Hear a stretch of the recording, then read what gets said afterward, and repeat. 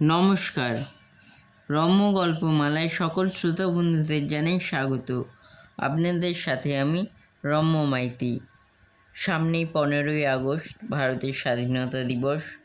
সকল শ্রোতা বন্ধুদের জানাই অগ্রিম প্রীতি ও শুভেচ্ছা। আজ পরিবেশন করছি ছন্দের জাদুঘর কবি সত্যেন্দ্রনাথ দত্তের লেখা কবিতা বঙ্গজননী। ছবি সংগৃহীত। কবিতা পাঠে আমি রম্য মাইতি। আজকের কবিতা বঙ্গজননী। কে মা তুই বাঘের পিঠে বসে আছিস বিরস মুখে, শিরে তোর নাগের ছাতা, কমল মালা ঘুমায় বুকে। ঢলো ঢলো নয়ন যুগল, জল ভরে পড়ছে ঢুলে, কালো মেঘ মিলিয়ে গেল তোর ওই নিবিড় কালো চুলে। শিথিল মুঠি ত্রিশূল কেন ধরার ধুলে আছে চুমি, কে মা তুই, কে মা শ্যামা, তুই কি মোদের বঙ্গভূমি।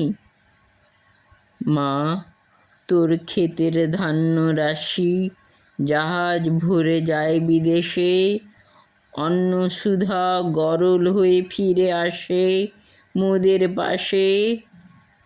বনে কাপাস বনে মিলায় আমরা দেখি চেয়ে চেয়ে, অন্ন বসন বিহনে হায় মরে তোমার ছেলে মেয়ে। বল মা শ্যামা সুধাই তোরে, মোদের এ ঘুম ভাঙবে নাকি। ধন্য হতে পারবো না মা তোমার মুখের হাসি দেখি। ত্রিশূল তুলে নে মা আবার, রূপের জ্যোতি পরকাশী, ভয় ভাবনা ভাসিয়ে দিয়ে হাস আবার তেমনি হাসি। চরণ তলে সপ্তকোটি সন্তানে তোর মাগেরে, বাঘেরে তোর জাগিয়ে দে গো, রাগিয়ে দে তোর নাগেরে।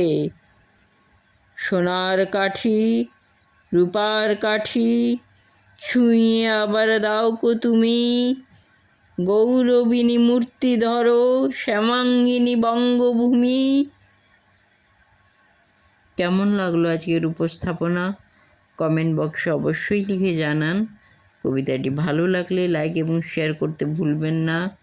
পরবর্তীকালে নিত্য নতুন নানা সাথে গল্প কবিতা শুনতে এখনই আমার চ্যানেলটি সাবস্ক্রাইব করে পাশে থাকুন।